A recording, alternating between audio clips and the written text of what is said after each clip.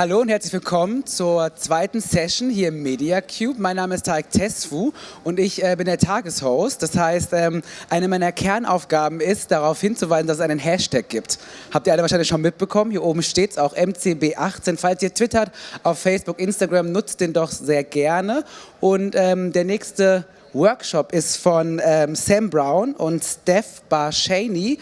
Und zwar geht es um neue Technologien. Und ich muss auch mal eine Sache ans Orga-Team sagen. Der Media Cube hat, wie ich finde, eine außerordentliche, perfekte Frauenquote. Denn hier merkt man, es gibt talentierte Frauen, es gibt kluge Frauen, schlaue Frauen, die extrem tollen Stuff machen, auch in der Tech-Branche. Und darum geht es jetzt. Die Session ist auf Englisch. Und viel Spaß.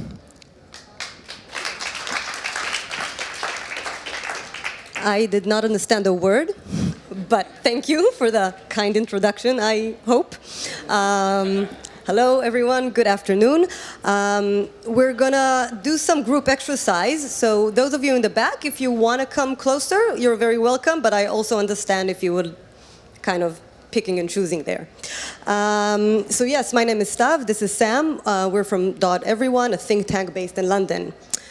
And I'm going to jump right into it. And it's probably kind of funny to start a workshop in a tech conference with a picture in black and white of a horse.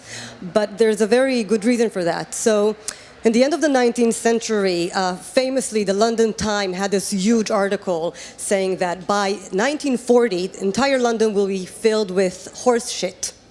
And that has a big social impact, not only because it smelled really bad, but also because people will just get sick. There was fear of diseases. Of course, by the 1940s, horses were not the main means of transportation. We got new technology as a car, and that completely solved the social problem of bad smell and diseases from horses. And the car really did kind of, was a technology that completely changed our life, not only in terms of how we think about freedom of movement, but also how we consume, the shopping malls, where we live, in the suburbs, and so on. But cars had a huge unintended consequences in the form of pollution, in the forms of accidents. Until today, I think it's 1.25 million people a year die from car accidents. And now, today, we're in the verge of the next technological revolution with autonomous vehicles. And I take this data from a report that was done by The Economist 2 months ago, if you saw it, and they had an article only on unforeseen circumstances. And basically, they said that the leaders of the industry say that AVs are going to solve so many of the social problems that cars are now creating, and they call it zero congestion, zero pollution, zero death, which sounds great, and this is where we think technologies are amazing, right? They help us solve challenges. But the economies raise the questions like car had unintended consequences. What will be the unintended consequences of IVs? So some of them will be around our social interactions. We're not going to go to the shop. The shop will come to us. And they had a really funny example around dating apps. Like, I don't need to go and have a drink with a guy because that's dangerous. We can just pool ride together to work. So all these funny little examples. But an interesting unintended consequence is that today most of the organs in organs transplant unfortunately come from people who get very badly injured and die in car accidents. And they're actually expecting to be a huge shortage of organ transplant. So this is just one example and one technology of how we can start thinking and changing our mindset around unintended consequences of tech. And those of you who participated yesterday in Marsha Lane's Fox talk, she's Doteveryone founders, remember her quoting our definition of responsible technology, which is responsible technology considers the social impact it creates and seeks to understand and minimize its potential unintended consequences.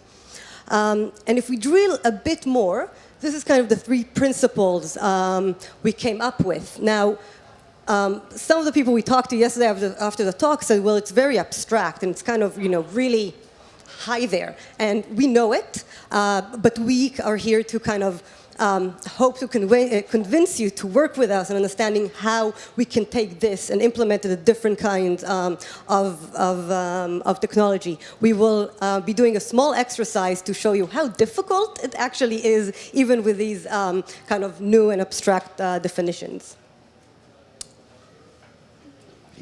Okay, so as Stav said, we're going to give you a little bit more information around what is responsible technology when we're talking about it, and then we'll jump right into a collaborative group exercise, and then we'll talk about how can we work together in order to make responsible technology the new standard that we expect from every single thing that exists in our universe, and our next steps and how we can take that forward after Republica.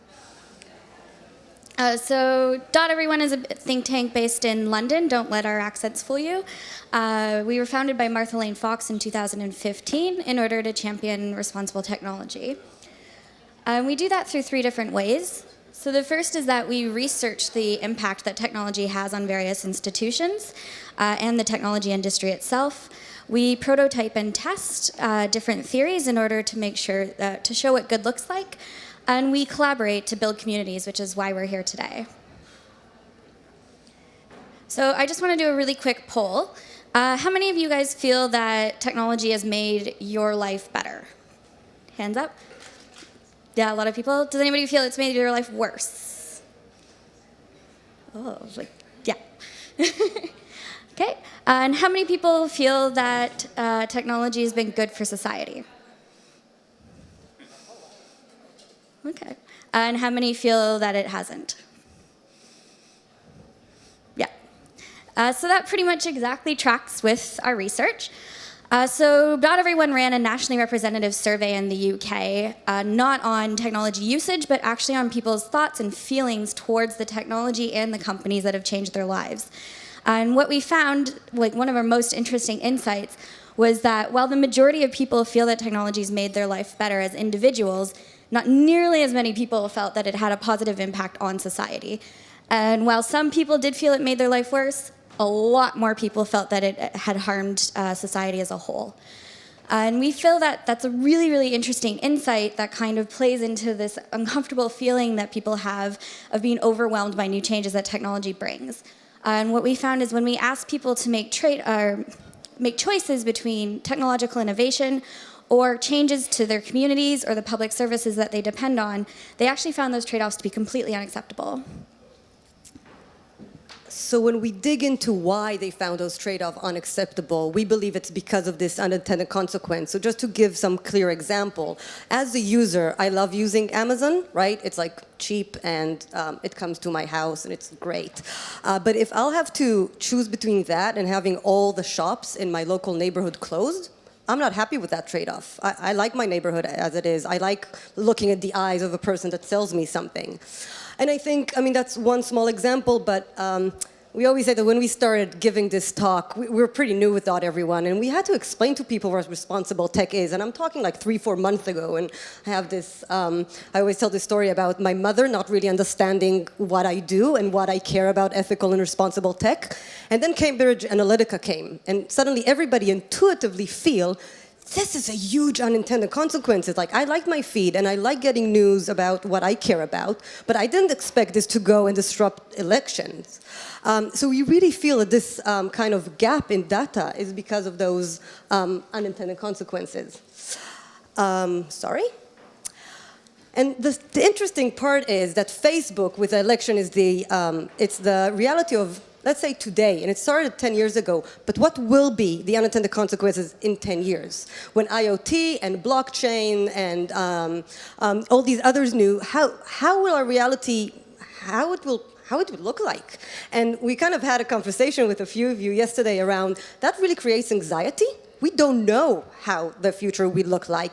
And this is why in Doteveryone we feel that we need to talk about responsible technology now, because we need to start shaping our future in a way that is much more responsible, that we can account for these unintended consequences. Okay, so we're going to get into the group exercise. So the work that I'm working on right now is I'm actually creating practical tools to be embedded within the daily exercises of the technology industry.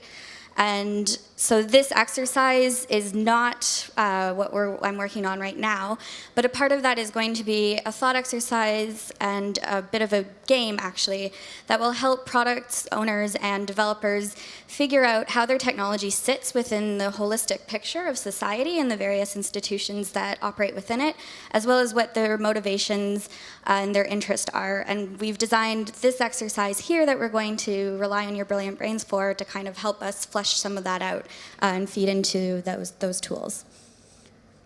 So just to recap, responsible technology considers the social impact it creates and seeks to understand and minimize its unintended consequences.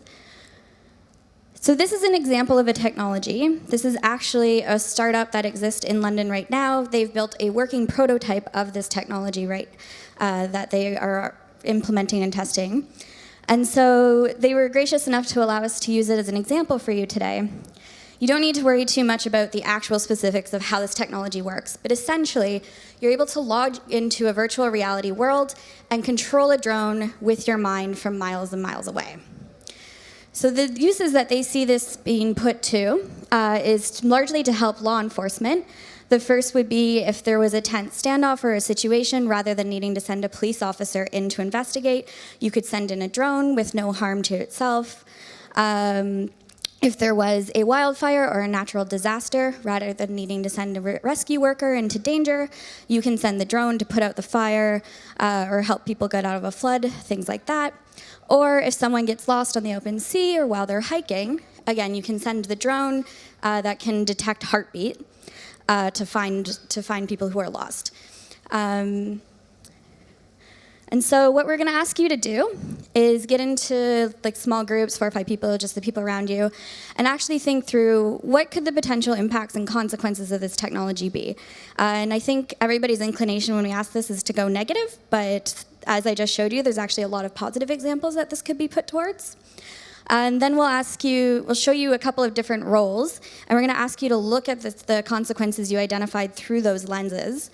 And then come up with strategies around how you would minimize those consequences, and then kind of present back to us and let us know what you think. But before we do that, I just want to give you a little bit more information around the 3 C's, so the core concepts that we've come up with to underpin responsible technology. So the first one is context, which is looking beyond individual users to actually understand your impact and consequences within the greater environments and the holistic picture that your technology exists within. And so that also includes trade-offs that you make. If you are trying to scale quickly with a lack of money or funds and resources, what kind of trade-offs do you make in that stage that can have consequences for your users later? The other part of that is contribution. And so this is actually about business models, ownership, and control. So we're looking for you to understand all of the different value interactions and value flows that exist within your entire technology system, and then to share those not only with your users, but share them in a way that the users can actually understand. So not just an 80-page terms and conditions, but possibly in an infographic or a video. And then continuity, so that's best practice in safety and security, inclusive design, maintenance, upgrades, the whole life cycle of your technology in a way that actually accounts for real people who are living their lives in very different ways. Okay, so if you want to get into your little groups, 4 or 5 people, just the people next to you, you can just start to brainstorm all of the different consequences this technology can have. Yeah.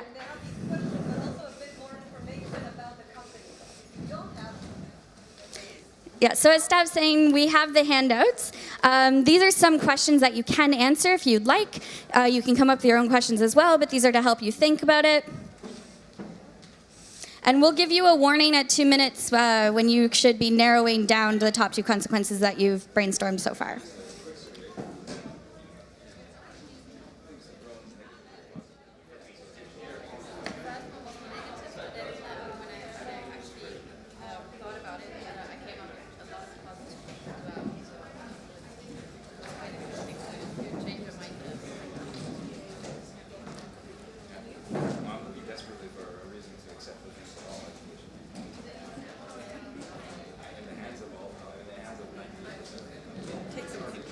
Probably 2. Okay, it's 12:45. So we have them.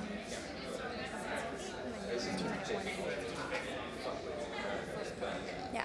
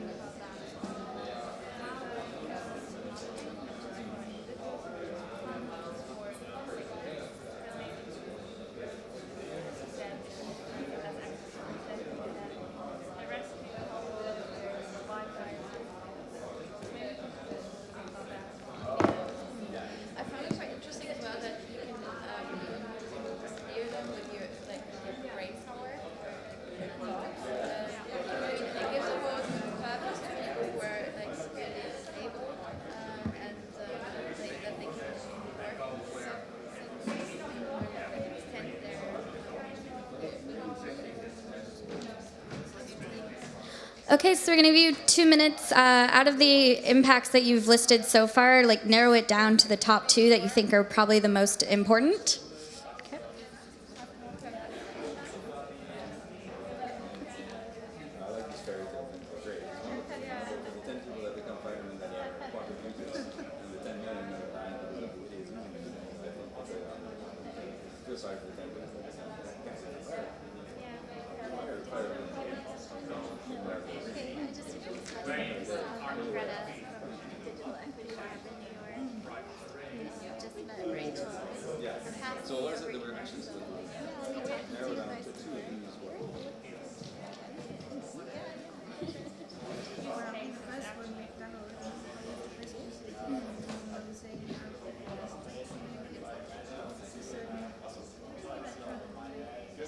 Yes.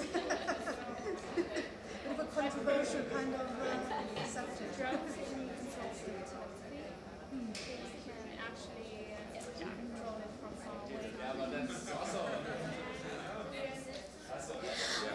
Okay, we're going to move on to the second part of this exercise now.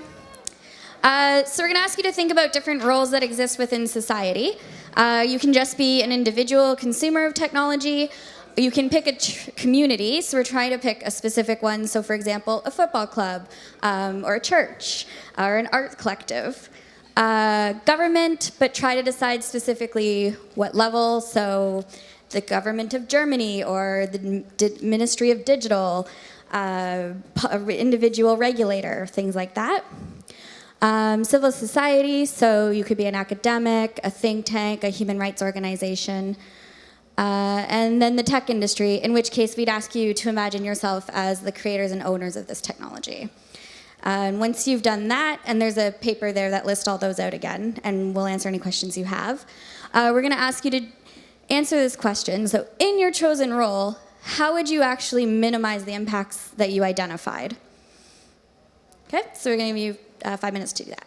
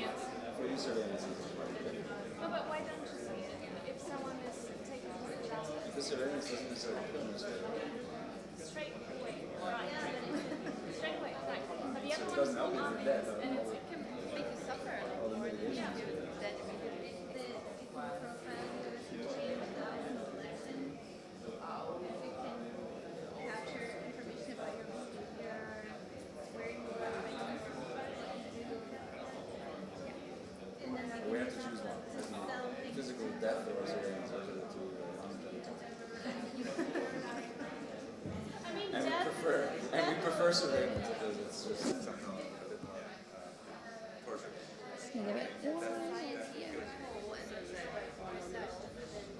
Yeah. Okay, we're going to give you like one last minute to wrap up your discussions, and then we want to hear what you guys were talking about, okay?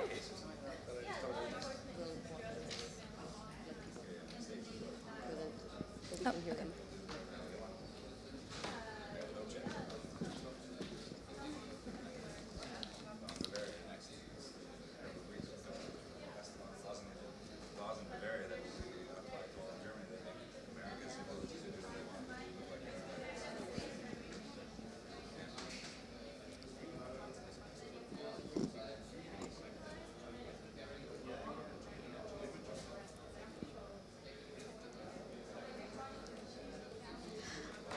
Okay. We're going to end the exercise now, so if you guys can go back and find or actually stay in your groups for now. Does anybody want to present their thinking? We have these questions for you to answer, but if your conversation was a little bit more roving or theoretical and you just want to kind of share what you came up with, feel free to share that as well. Someone want to be brave? Yeah? Yep. Be brave. Hi, can everybody hear us? Yes, we imagined using drones, for example, in Africa in wildlife areas, and we imagined we would be a hunter, hunting for elephants. And then we had the difficulties actually as a user of the drone to get an advantage. For example, hunting elephants, it was very hard for us to define how we could limit the impact, because the impact is exactly what we wanted. So we switched the role and then said, well, we're a government. And to heighten wildlife protection, we would create regulation that not everybody can fly drones over such areas, for example. Licensing and tracking. Yeah. Okay. Did you find, out of your conversation, what was the most like interesting takeaway from it for you, do you think? Yeah.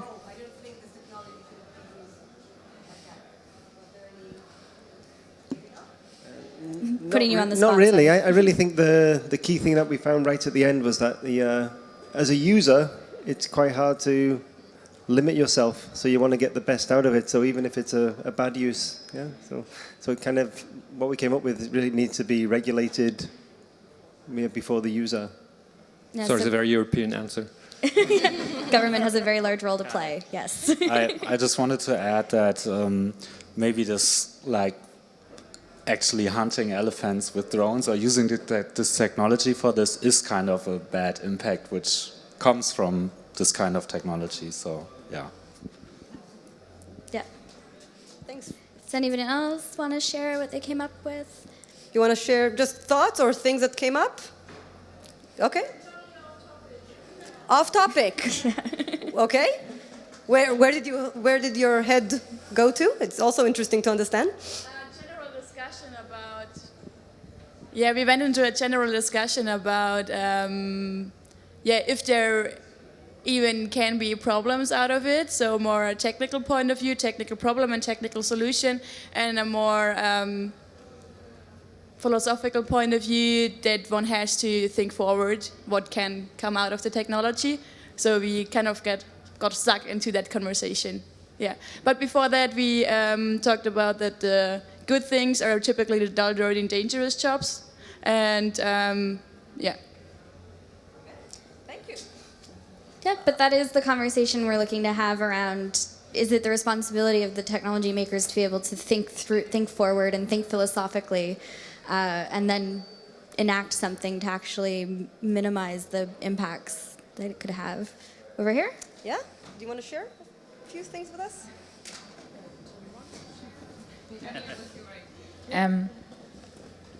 We were discussing whether, from an individual's point of view, you said it would minimize dangerous jobs, but it would also, I was thinking that maybe if you think, well, I get rescued anyway because there's technology, and you become more reckless, and maybe society becomes more reckless, and also individuals, you lose that responsibility for other people. So you know I'm not responsible for somebody else because there is technology rescuing me. So maybe that has a negative impact on society and on, yeah. Yeah, that's a really good example. Yeah. That didn't come up in previous workshops, so yeah. Yeah, please. Well, I don't know. Well, maybe I start. I think for us the negative aspects sort of overweighed pretty much initially in the initial discussion.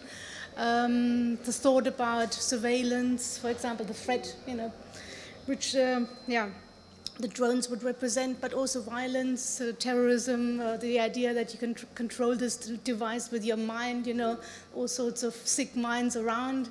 That would push this whole product more towards in charge, of the military for some restricted kind of part of society, which actually does, control access, controls the use of such a technology. On the positive side, we also thought about, the use, for example, for disabled people, that they actually can, expand their kind of participation in society, which will be a good thing. But again, I think you can even probably control that, through some government kind of based initiative maybe or something like that. But it shouldn't really be available freely, So I think that's probably the general consensus, yeah. Thank you. If you wanted to add. No, not really. Just stuck on this kind of. So we basically stuck with part one for the whole time because we were just talking. We were talking a lot about threats and about even the threat of murder, danger in general. And then the only positive thing was enablement that we came up with. So yeah, that's where we're stuck. Yeah. I think it's quite fun to actually try and think through the different consequences in a very theoretical way until you realize this is real technology that might actually scale, and there's a lot of ways that you could potentially use it. I'll just say one quick insight that I find really interesting is every time we run this workshop, people focus on the danger of drones, and almost no one thinks about the idea of someone controlling something through their mind, and if they were hacked, or someone was collecting their data around how they thought and controlled different devices. So just kind of an aside, but interesting. In the end, do you want to join us? If you want to move closer now that, yeah.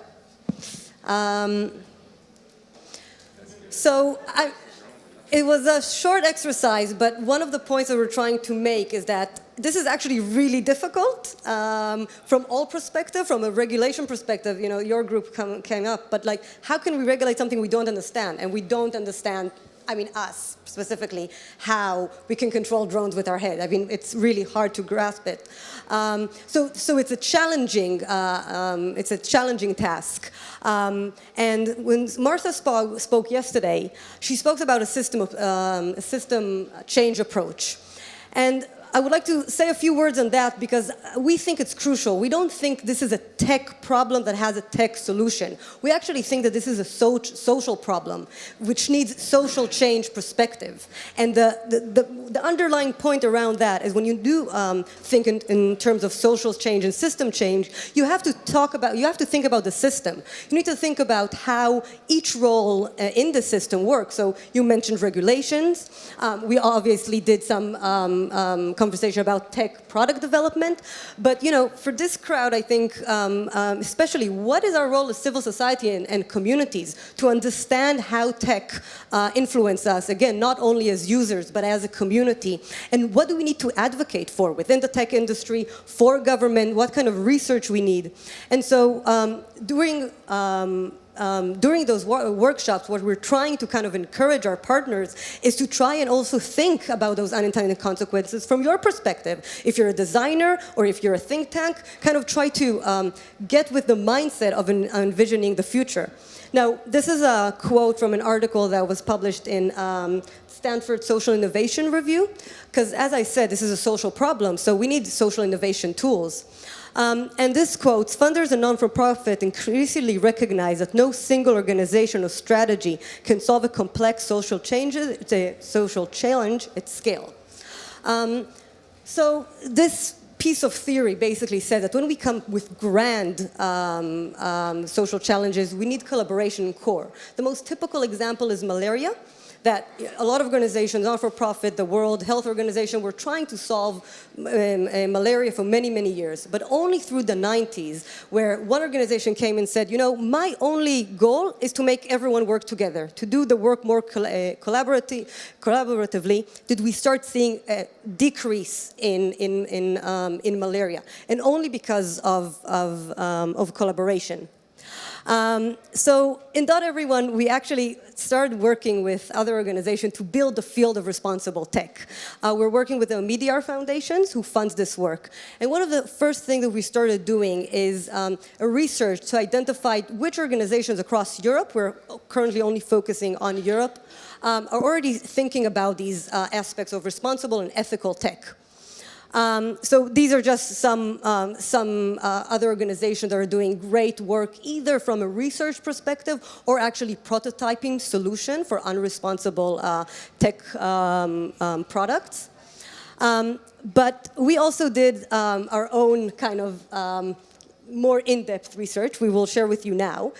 We currently, up to date, recognize 200 organizations in Europe working, again, in this big space. And what we're trying to do is see what tech products organizations are focused on and how much. So, as you can see here in blue, there's many more organizations working on personal data and security, but not so many that we recognize currently on security, more organizations are working on personal data and privacy and not as many working on security. And this is interesting because we can try and see, again, as civil society, as change organizations, where are the gaps? So this is ongoing, and one of the things that would be great, if your organization working on this space, let's talk, let's add you to the list, let's see where you are and what we can do together. The other thing that we want to do later on is not only to divide between kinds of tech, but also in the kinds of activities.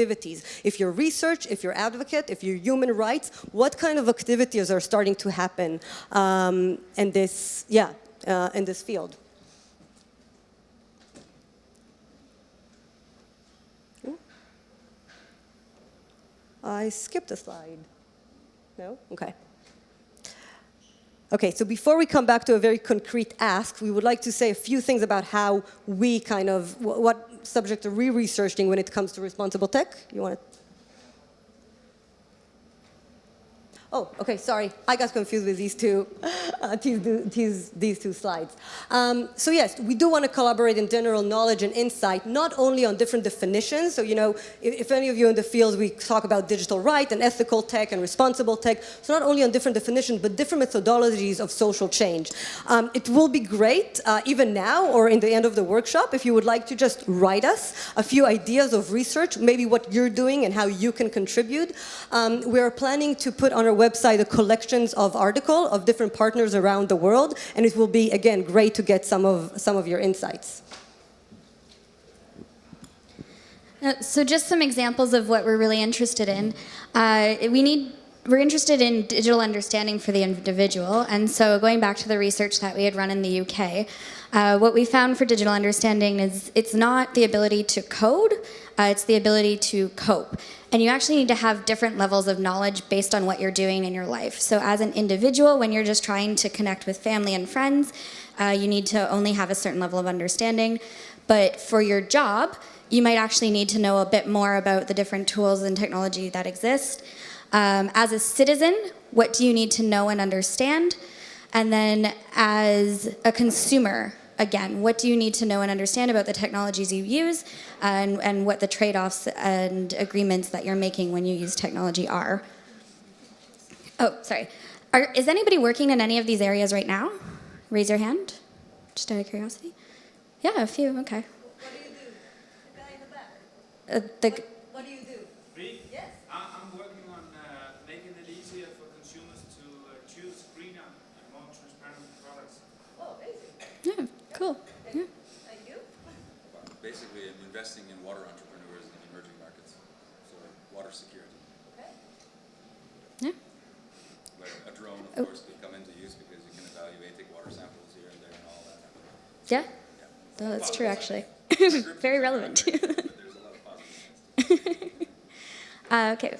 One of the other really important areas is connecting the dot between social issues and technology. So technology can actually be used for good in a lot of instances. You can harness it in order to solve some very complex social issues. And so we want to collect some really great examples of work that people are doing in this area. I have a suspicion, how many of you guys are doing this kind of work or like using technology in your work to help others? Yeah, quite a few. Can you give us an example? I work for the Red Cross and focusing on social innovations and digitalization, and we're especially thinking about how to make the care sector better and to provide more human-centered work again. And so, how can technology and digital tools support people in the care sector in this market area where there's less and less people that want to work there, and how can technology help and not make people in this field better? Yeah, that's a great example. So technology tools to influence the care sector. One of the other things is digital leadership. So we need to have politicians in place who actually have the skills that they need to be able to make important decisions that protect us while also supporting innovation. Does anybody work in this area, like working with politicians? Yeah. The Green Party in Germany, yeah. Do you have different training or leadership program around technology? Like how to understand? Okay. No, just it's interesting. Let's talk. Yeah, and actually just point of interest. Hands up, how many of you feel confident that your politicians understand technology well enough to regulate it? No one. Wow, okay. The current representative in Germany for the digital economy and all that, she's fantastic with selfies and a wonderful person. Actually, I know her, but she doesn't know fuck all about it. It's really a shame because. Yeah. We work with in New York with the city government, and I find that they're much more informed. So especially folks in the city that actually have to build technology, broadband technology projects for the city. That's a good place to start. Yeah. That does seem to follow a trend, actually. We do find at the local level, government officials tend to be much more informed and have like experts on their staff to build technology, but more at the federal level, it's not quite the same. Yeah. But I would like, if I can just, I would like to emphasize the loop, which we kind of see a lot. It's like, okay, there's this new technology, let's regulate, right? Like that's what we want our policymakers to be doing. And then the other side, but they don't understand and they don't know, and then anxiety and then unintended consequences. It's just like, again, how do we break that loop? Yeah, and also a lot of the people in the technology industry know that the government doesn't really understand their tech, and so there's a bit of a, who are you trying to tell me what to do? And I know you don't even understand what I do. Did you want to say something? Yep. I have a question. I'm a web designer, and I grew up with the growing of the internet since the 90s. And I wonder, and my question to you, should we have working in the technology industry, should admit that we are now grown up. We are not the startups anymore. Firms like Google or SAP or something like that are now big players in the market. But still, it's like, oh, we are the startups, we're young, we don't have responsibilities. But now we should say, yes, we have. We are now grown up. There are young people, of course, but one generation is in their 40s and 30s and have big teams and something like that, and should go in politics and should say we have the knowledge to regulate. We are old enough. But I think that's one problem, to say they don't know anything. But why don't we teach them or take responsibility? So I love that comment because I think it really much kind of relates to the point around the system change. Like not only policy but politics. Oh, sorry. I usually speak really loudly. So I said I think this is a really good point, because when we come from a system change approach, then it's not only about policy and regulation, it's about politics, and it's about young people that understand more about technology, maybe going to those influential places with this mindset. So yeah, thank you for that. Yeah, and to that point, we do believe that. Like, we do think that you need to have a responsible mindset embedded within the creation, maintenance, and development of your technology. And if you have the expertise, then you should be contributing and interacting with the other parts that exist within the system. So you should be engaging with experts from the outside who might have a better point of view around what the impacts of your technology can be. You should be engaging with the communities that your technology is going to impact, not just the individual user. And yeah, if you have knowledge and you see a lack in your government, then I think there is a bit of an onus on you in order to step up and fill that gap. So, for the last 10 minutes, or let's say 5 minutes, it will be great if you can turn to your neighbor and kind of think, okay, what do I want to learn more about? What open questions do you have? Because as I said, we're going to start publishing more thought pieces and research on this, but we want it to really come from the work that is already done. One of the things that we're planning to do is start a newsletter around responsible tech.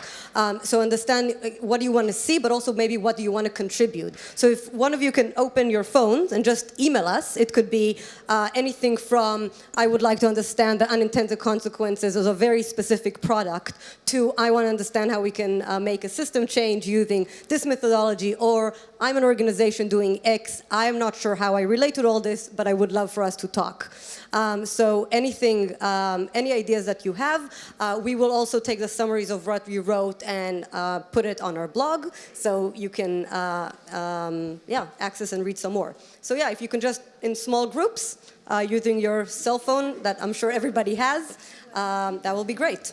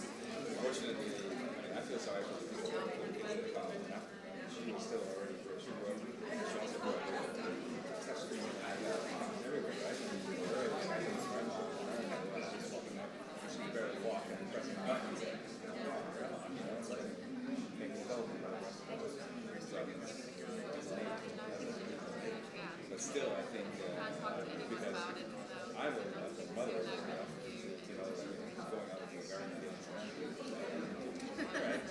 Whereas that won't happen next year.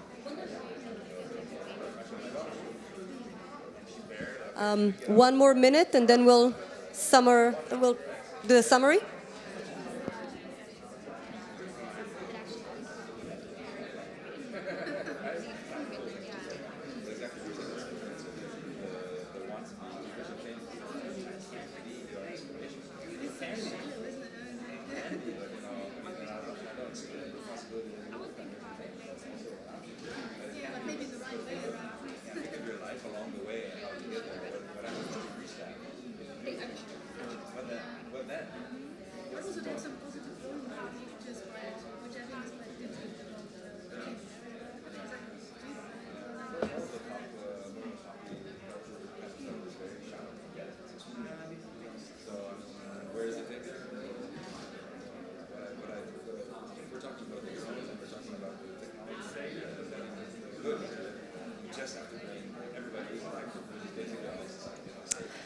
Okay, they're just very, we're limited with time, so I will have to stop these beautiful conversations. Anyone wants to give us a quick example of ideas they had or things that they would like to learn more about? Yeah?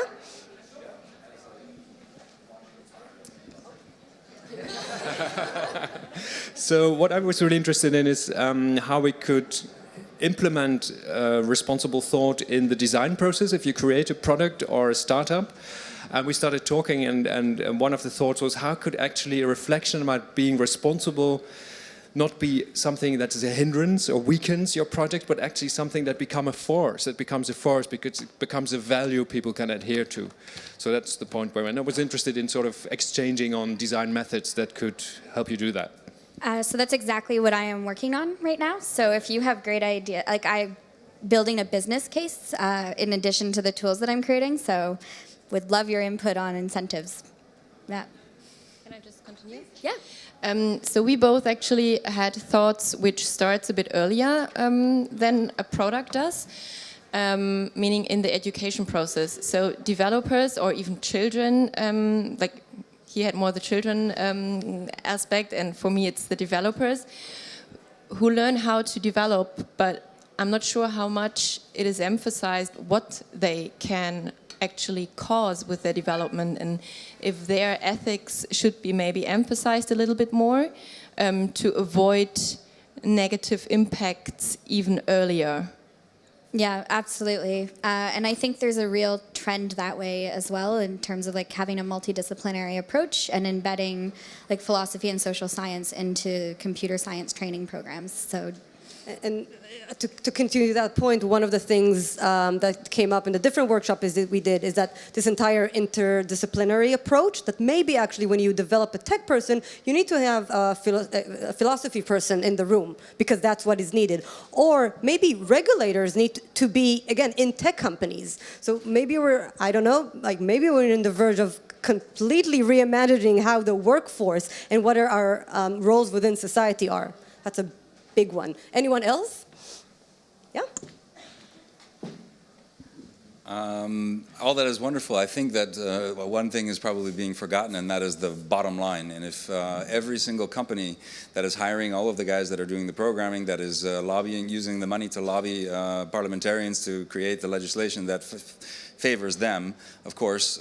So basically what I want to say is if profit maximization remains the order of the day, we're all really fucked. I'm sorry, but that's it. So if we can't imbue inside of our entire economy and the way it functions, triple bottom line metrics, there's all kinds of fancy vocabulary out there, but basically ethics into that and reward that behavior, we will only see basically all of this technology being used to manipulate, to maximize profit and basically fuck the planet as hard as it can until it's over. That's all. I'm sorry, that's a very drastic expression, but if we don't take a step back and start analyzing those things right now and implementing them, there are lots and lots of organizations that are doing that. One of them I'm very proud of. It's called B Corporation in the United States, and it's now coming to Europe and working quite fine. This is a very, very fundamental shift in that direction, because again, if we only profit maximizing, the money is going to the lobbyists are going to create the legislation that we all don't want, and you can forget all of your little ethical courses with the coders in companies. This is not going to matter. Well, thank you for doing our summary for us. I think it's a point of values. We need to think. So we had like education, we had design, we have value and practice within the business community. Again, for those of you who wrote us in the Responsible Tech email, thank you. For those of you who didn't, please feel free. If you want to write a piece of thought on these topics, we will be happy to share it and kind of consult with that. So please be in touch. Yeah, and if you want to hear more about any of the work that we're doing or share more about what you're working on, we'd love to hear from you. Come find us afterwards. And thank you for coming and attending the workshop. One last thing, those of you who came and wanted copies of our digital understanding and digital attitudes reports, I have a couple to give out. And also what was really great about this workshop is how much talking between you. So like from a collaboration and a field building approach, we kind of, thank you, that was great, and let's continue to do that in other spaces as well. Vielen Dank euch beiden. Um 13:45 geht es mit dem nächsten Panel weiter. Und zwar geht es um YouTube-Videos und wie man die am besten macht. Bis gleich.